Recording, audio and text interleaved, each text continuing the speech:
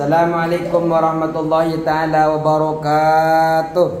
Waalaikumsalam warahmatullahi wabarakatuh. Bismillahirrahmanirrahim. Alhamdulillahi rabbil alamin.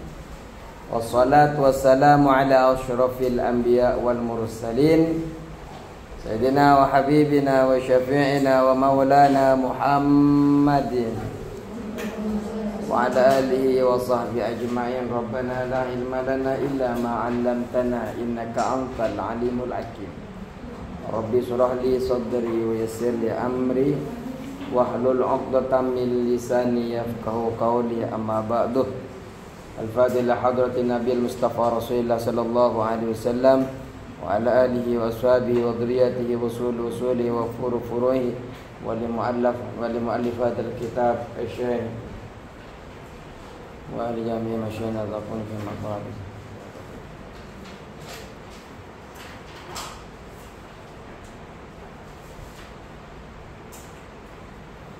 Anna Allah ta'ala yahmina bihamayatihim wa yumiduna bimadadihim wa yahfana bibarakatihim wa anwarihim wa asrarihim wa ulum fid din dunya wal akhirah. Al-Fatiha.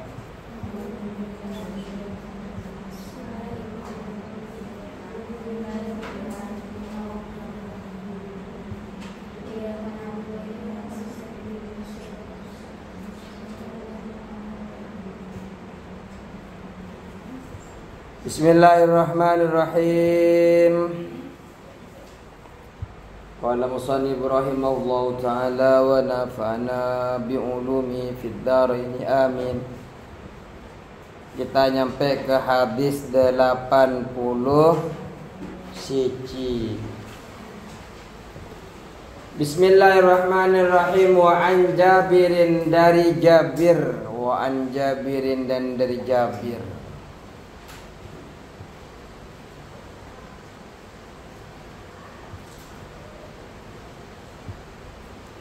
Wa an Jabirin, dan dari Jabir radhiyallahu anhu, semoga Allah meridainya.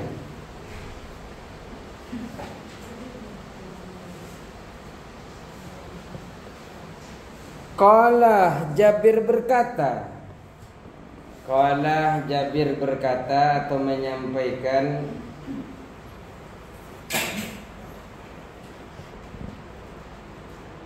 idza taghawwatar rajulani, ketika dua orang buang hajat.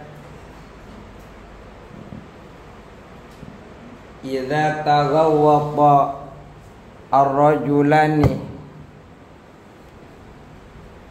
when two person betul. When two person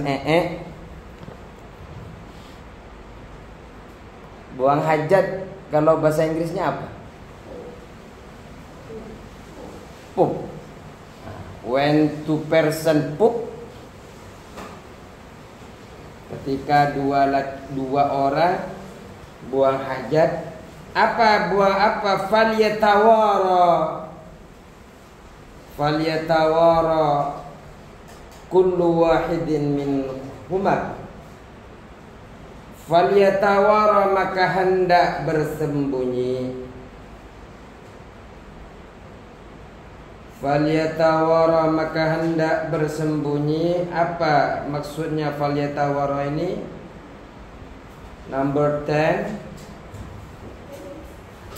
ayastatiru, bersembunyi. Kata ketemu an-numruh.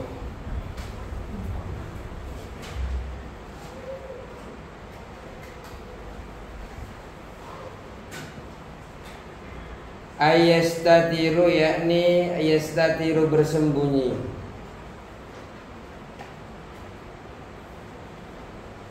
Falyatawara, maka hendaklah bersembunyi atau menutup dirinya.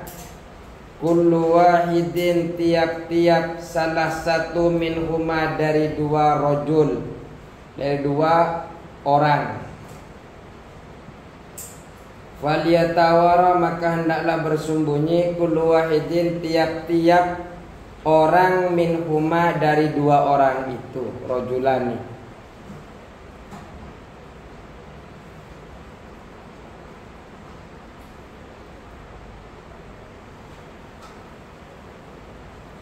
Jadi kalau ada dua orang sedang pup, satu sama lain hendaklah tidak saling pandang memandang.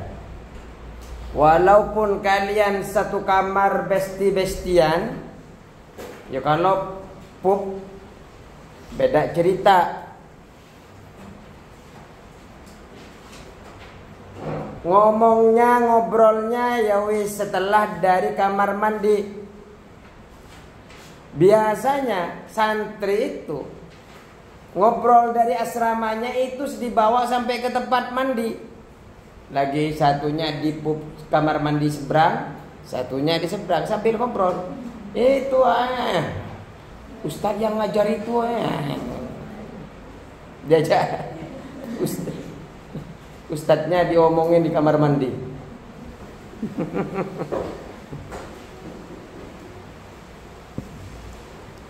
Nggak boleh, harusnya saling berbunyi. Malah harus saling, saking sembunyi itu harus menutup diri. Ini kadang kalau yang cowok-cowok, santri cowok malah lomba kentutnya. Ya, satunya ngebom, satunya tut. Nggak boleh. Harus ada harus bersembunyi dari satu sama lain. An sahibihi, dari temannya, kullun, tiap-tiap orang tadi itu. An sahibihi, dari temannya, kullun. Wala yatahaddasa, dan janganlah saling bicara dua orang tadi itu. Wala yatahaddasa, dan janganlah dua orang itu saling berbicara. Two person itu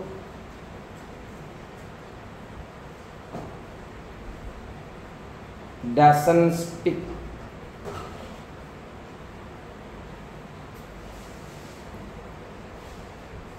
Speak apa speak up ya? Speak. Speak, spoke, spoken.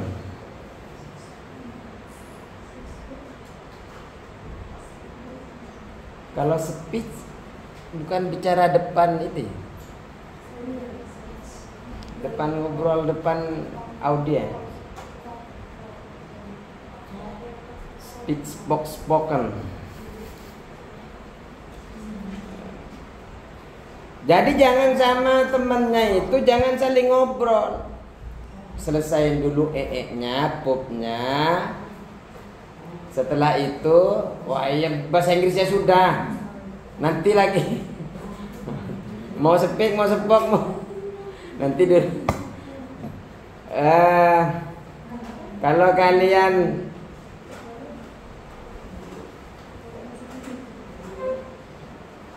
Kalau kalian di kamar mandi, di toilet, jangan saling ngobrol, ya, nggak boleh, harus bersembunyi, tertutup. Siapa yang kemarin mau di pinggir tol?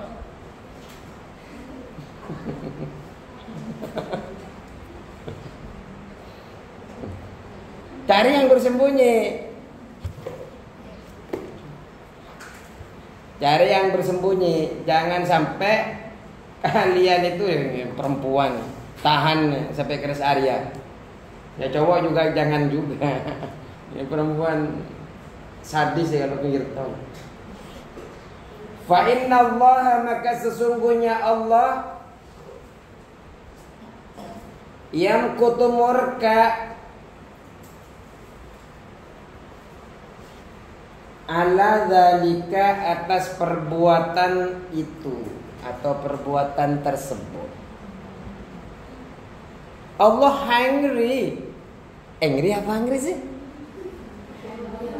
Angry kan? Soalnya minum sama marah ya. Yang apa yang angry. Allah angry. Ya biar kayak kalian itu takut, siapa tahu kuliahnya di Australia atau di Amerika ternyata butuh yang hafal Al-Quran. Kalian setelah kuliah dapat prestasi di sana ternyata luar biasa. Kejauhan Pak Ustaz. Sama orang tua nggak boleh. Ya siapa tahu sama orang tuanya dibawa juga ke sana. Disuruh dakwah. Yang kutu ala dzalika, murka ala dzalika, atas perbuatan tersebut. Allah marah. Jadi kakak-kakak, adik-adik, santriwati kalau pup ya bersembunyi, ya jangan ngobrol. Selesaikan dulu nya, selesaikan dulu obrolannya. Selesaikan pupnya, keluar baru besti lagi. Ini kadang disuruh nunggu depan pintu. Takut kan? Malam-malam, ayo dong anterin saya. Kemana? Ke kamar mandi. Oh, bukan kamar mandi sini, hammam. Ayo anterin saya ke hammam. Ya karena besti ngikut, nunggu depan pintunya. Karena yang di dalam takut. Kamu masih ada ya? Ada yang pengalaman begitu? Jadi gak boleh bicara besok-besok. Kodenya kalau ingin tahu, di luar juga dok. Ganti aja, kan gak boleh bicara kalau buat bahasa. Ini apalagi sampai kalian berduaan di dalam kamar mandi. Berduaan kamar mandi, nggak boleh. Satunya saking bestinya sampai tolong dong jangan ditunggu di luar kamar mandi, tunggu di dalam. Sampai tidur jadar, yang satunya sakit perut. Yo, terlalu itu. Ya, kayaknya yang kutu ini ada notnya ya. Apa? Al-maktu asyaddul baghdi. Al-maktu itu asyaddul baghdi, kebencian sangat besar, murka yang sangat besar, kebenciannya sangat besar.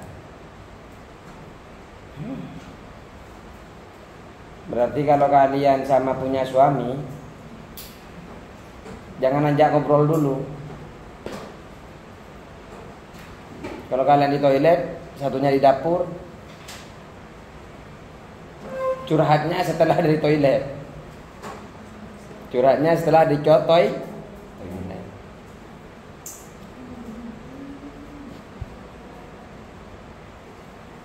Terus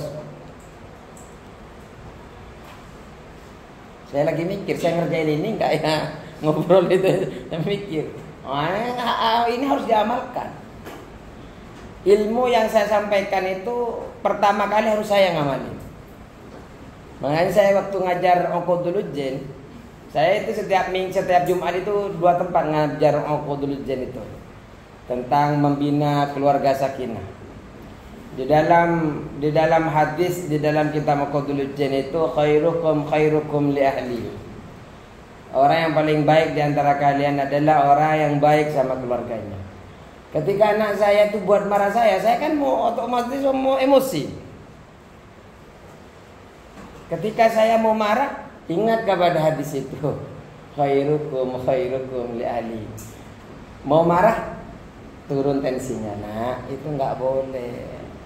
Sholatnya harus tepat waktu, sholatnya harus ini, jangan sampai ditinggalkan. Soalnya saya kalau masalah ibadah, anak saya paling marah, nggak ngaji. Jadi kadang memang ilmu itu menjaga kita. Ketika kita sudah lepas marah, kenapa nggak sholat? Ingat khairukum. Nah, kenapa nggak sholat? Jadi ilmu itu ternyata, tapi kalau sudah emosi kadang lupa khairukum khairukum li ahli. Tapi ya intinya adalah bagaimana kita sudah berproses mengamalkan itu. Kadang kita itu ada hadis yang mengajarkan tentang arifku bil hayawan, bagaimana kita sopan baik kepada hewan itu ya.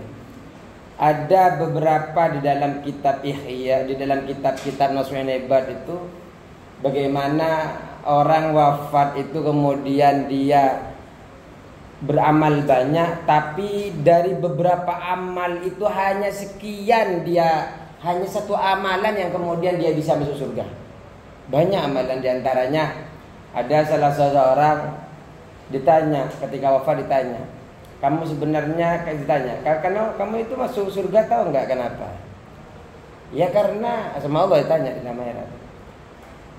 Ini untuk motivasi di dalam Nasuhin Ibad itu, bagaimana kita mempersiapkan mati itu.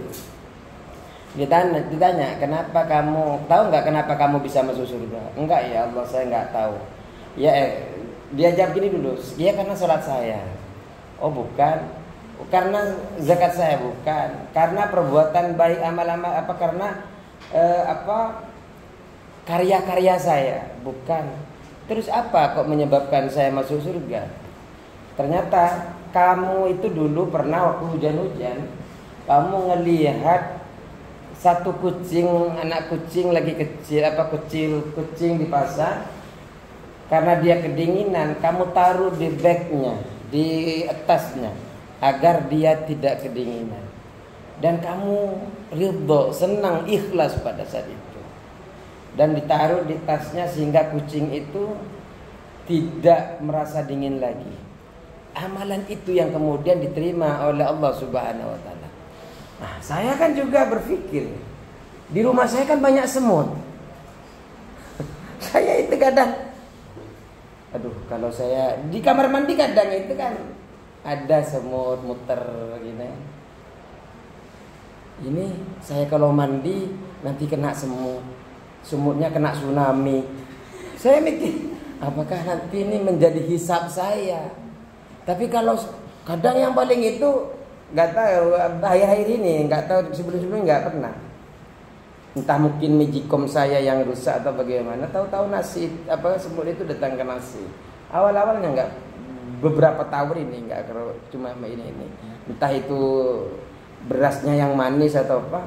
Soalnya sebelum beli beras yang ini nggak pernah datang ke magicom. Ya Allah, kata saya, ini kalau saya buang, sayang, kalau saya biarin semutnya, kadang itu kita mau nyiram, mau apa, tong nggak keluar. Kalau kita ambil kemudian ditaruh di tempat lain, dia nggak dapat rezeki, dia rezekinya lewat saya. Sampai segitunya kita membayangkan betapa kita kalau kita menjadi hewan itu. Ya Allah. Makanya kita amalkan sedikit-sedikit mulai dari diri kita. Ayo lanjutlah. Rawa Ahmad wa sahahu Sakan. Rawahu, meriwayatkan hadis ini siapa? Ahmad. Wa sahahu, dan mensahihkannya Ibnu Sakani, Ibnu Sakan. Siapa Ibnu Sakan ini? Huwa Abu Ali. Beliau ini punya julukan panggilan Abu Ali. Nama aslinya adalah Sa'id bin Utsman al-Baghdadi, dari Baghdad. Al-Mutawaffah, beliau diwafatkan. Beliau wafat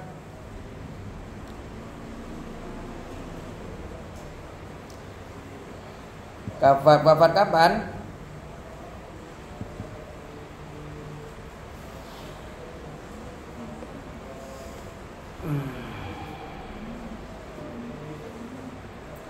Wafat di mana? Al-wafat sanata 353 Hijriyah.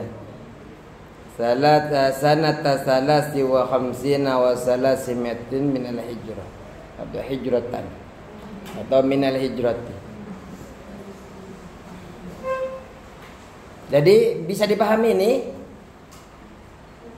Jangan sampai ketika kalian apalagi berpandang-pandangan, nggak usah. Ngobrol saja nggak boleh. Kenapa? Murka, Allah tidak suka. Wabnul Qattani dan Ibnu Qattan mensahihkan Ibnu Sakan, terus Ibnu Qattan ini mensahihkan.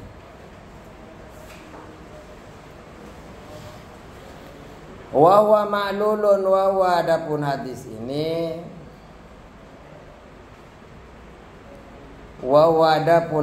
ini maklulun memiliki cacat.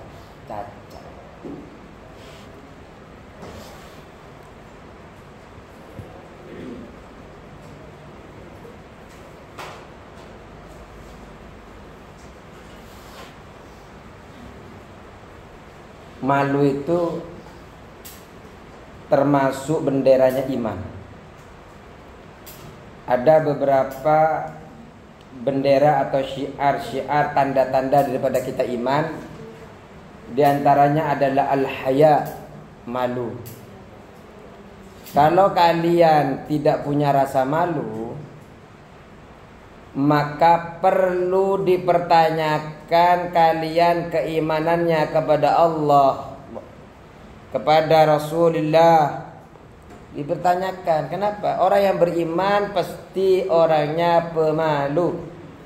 Makanya kemudian hadis Rasulullah sallallahu alaihi wasallam, al-haya'u minal iman. Malu itu ya sebagian daripada iman kita. Termasuk daripada iman kita. Tanda-tanda daripada kita beriman ya malu. Makanya kalau kalian sudah tunangan, jangan dulu jalan sama tunangannya, apalagi nggak tunangan. Jaga diri kalian itu permata, kalian itu hiasan.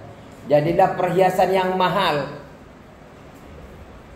Jadilah perhiasan yang mahal.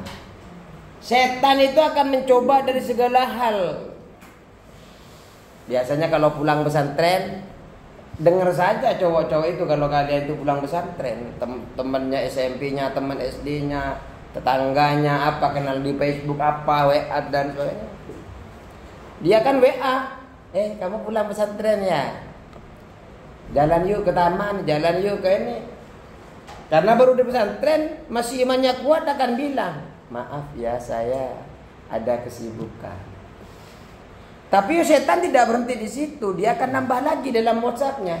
Ya udah nggak apa-apa, besok-besok kalau ada waktu kita jalan ya. Masih imannya kuat baru pulang dari muslimah, jawab, maaf saya lagi boroja Al-Quran. Dia lagi setan setan itu nggak pernah putus asa mencoba manusia sampai dia takluk. Kenapa kamu sekarang berubah? Kalau ada tanda-tanda itu berarti setan itu yang berbentuk manusia. Kalau ada yang WA seperti itu sama kalian, kamu sekarang berubah, nggak kayak dulu waktu SMP, nggak kayak dulu waktu kamu SD, nggak kayak dulu waktu kamu belum mondok. Akan seperti itu. Apalagi kalian pernah punya pernah dulu kirim surat menyurat, SMS-an pernah dekat lah istilahnya. Dia akan bilang seperti ini lanjutannya. Kamu sudah tidak sayang lagi ya sama saya? Enggak kok, saya masih sayang. Cuma nggak boleh sama orang tua. Jangan. Kalian kalau ingin dipertemukan dengan orang yang baik, mulailah dari kalian sendiri menjadilah orang yang baik. Saya bercerita seperti ini karena saya ini lebih dulu keluar daripada kalian. Bukan berarti saya melakukan itu, tidak. Maksudnya saya melihat di luar itu seperti itu. Hampir banyak kita temukan, terutama di dalam kuliah. Bukan maksudnya tidak semuanya. Jadilah kalian yang tidak ikut seperti itu. Kalian itu harus mahal. Dan hanya orang-orang yang terbaik yang akan bisa membeli kalian. Tapi kalau kalian di SMS saja, ayo jalan ke mall, ayo. Agar kalian itu masa depannya, karena memang at-thayyibina wat-thayyibat. Baik itu ketemu dengan orang baik. Karena kalian sudah terlanjur masuk di sini, berarti Allah sudah takdirkan menjadi orang baik. Jangan kalian kemudian sudah jadi orang baik, wah terlanjur kami sudah jadian Pak Ustaz, wah putusin itu. Kalau sudah jadian putusin. Kalau ada orang yang WA, kalau kamu memang sayang sama saya, datang kepada orang tua saya, silakan pinang saya. Itu yang diajarkan syariat. Tapi setelah pinang bukan berarti bisa ketemuan. Kalau kamu pengen ketemuan dengan saya, nikahi saya. Seperti itu. Ini kan kelas 3 kan? Kelas 3 kan? Ini sebentar lagi keluar. Ya kalau nggak kerja ya kalian kuliah. Kalau nggak kuliah nikah. Potensi-potensi itu ada. Maka kalian kalau diajak laki-laki, jangan mau. Ingat Al-Quran. Wat-thayyibina wat-thayyibat. Perjalanan paling panjang belajar adalah dalam berumah tangga. Banyak orang bertemu dengan laki-laki yang tidak baik, yang hanya menyiksa, yang hanya menyakiti. Anak pesantren itu kadang-kadang lembut-lembut. Kadang setan itu berperilaku baik. Contoh, saya kasih tahu sama kalian. Kalian kan rata-rata ini menghafal Al-Quran. Ayo murojaah, ayo. Telepon-teleponan sampai 2 jam 3 malam ngajak murojaah.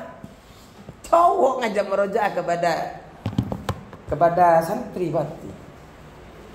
Awalnya ngajak murojaah. Ayo kamu ngebaca di mana? Padahal dia tidak hafal Al-Quran. Dia hanya punya al-mabahis Al-Quran itu, yang ketika diketik ayatnya langsung keluar. Kalian baca.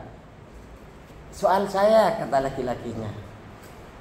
Di soal, loh istri saya kan anak pesantren, tapi alhamdulillah sampai langsung nikah. Istri saya itu anak pesantren, dia di At-Taqwa, kemudian pindah ke Madura. Dia di Madura itu di pesantren kami, istri saya dapat bintang pelajar lah. Dan mulai dia MI-nya sampai aliyahnya dapat bintang pelajar terbaik waktu itu. Dia tidak, waktu itu ada perkumpulan mahasiswa kan? Perkumpulan mahasiswa namanya IMABA, Ikatan Mahasiswa Bata-Bata. Nah, Ustaz Fakih ini sekarang IMABA itu. Nah, saya termasuk koordinator dulu IMABA itu. Jadi saya kontak istri saya, apakah kamu alumni pesantren ini? Kata saya, iya betul. Bisa saya minta fotonya? Enggak mau dia ngasih foto. Nggak mau. Minta emailnya nggak boleh. Gimana caranya? Karena kami harus komunikasi lewat itu, lewat antara mahasiswa. Minta foto nggak boleh, minta ini yang ada nggak apa-apa. Dia kalau saya katanya ke orang tuanya kalau seperti itu. Nah, akhirnya apa? Tapi kalau nelpon diangkat kalau masalah urusan kegiatan kemahasiswaan itu. Koordinasi, masalah koordinasi. Akhirnya setelah kami selesai komunikasi, nyambung. Saya tanya, kamu hafal? Dia ternyata senangnya sama orang yang ahli agama. Nah saya bilang, ayo murojaah. Saya murojaah akhirnya. Dia yang nyual, saya yang baca. Maka saya mengalami sendiri kali itu. Saya kan punya namanya dulu kitab, itu apa namanya ya, Fathur Rahman kalau nggak salah. Kalau baca ayatnya belum ada sekarang, belum ada ngetik langsung keluar. Dulu ada Fathur Rahman. Jadi dia baca ayatnya, saya langsung buka dia. Kayak kamus ayat-ayat itu. Saya langsung buka. Saya baca. Ini hafal Al-Quran, kata calon istri saya waktu itu. Nah, mau ditunangin, saya mau. Sampai tunangan pun saya belum bisa lihat mukanya.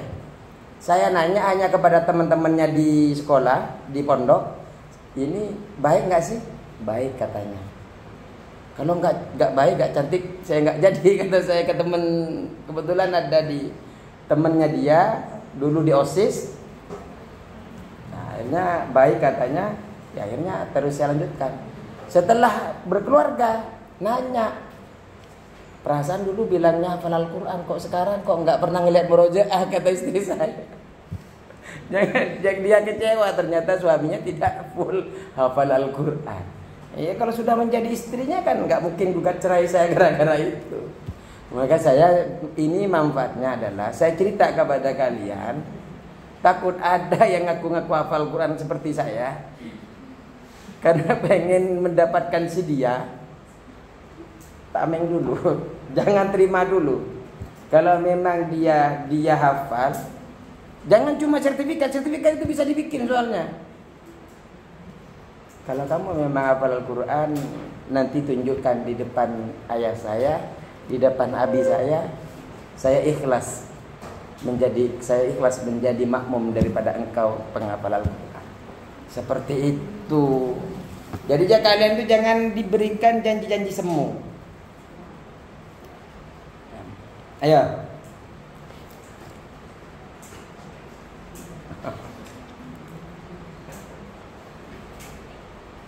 Hadis keberapa sekarang? Enggak, kenapa saya cerita begini sama kalian ya? Perempuan itu gampang diiming-imingi. Seperti kalian itu biasanya diiming-imingi oleh kegiatan-kegiatan keagamaan.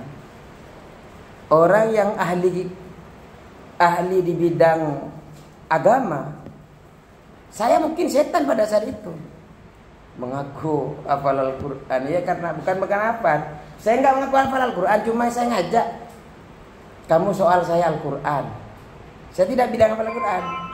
Soal saya Al-Quran di mana saja. Nyoal dia. Tapi kan dia telepon, dia nggak tahu kalau sebenarnya saya megang Al-Quran. Dan saya ada kamus. Saya menyampaikan kepada kalian, saya banyak bertemu dengan kasus-kasus banyak perempuan yang dianiaya oleh suami. Banyak perempuan yang tidak diperhatikan oleh suaminya. Kenapa? Ya diantaranya dia, kita tahu bahwasanya jodoh itu sudah ada di tangan Allah. Tapi kita persiapkan yang baik.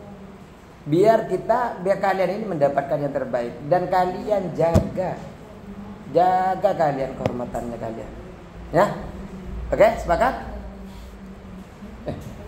Sepakat? Jadi wanita yang salehah. Cukup sekarang satu hadis.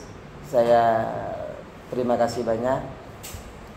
Ini nasihat kepada kalian agar kalian tidak terjerumus. Ketika kalian sudah mau mencet SMS, setidaknya ingat kata-kata saya itu. Allahumma fiqil aqwam. Assalamualaikum warahmatullahi wabarakatuh.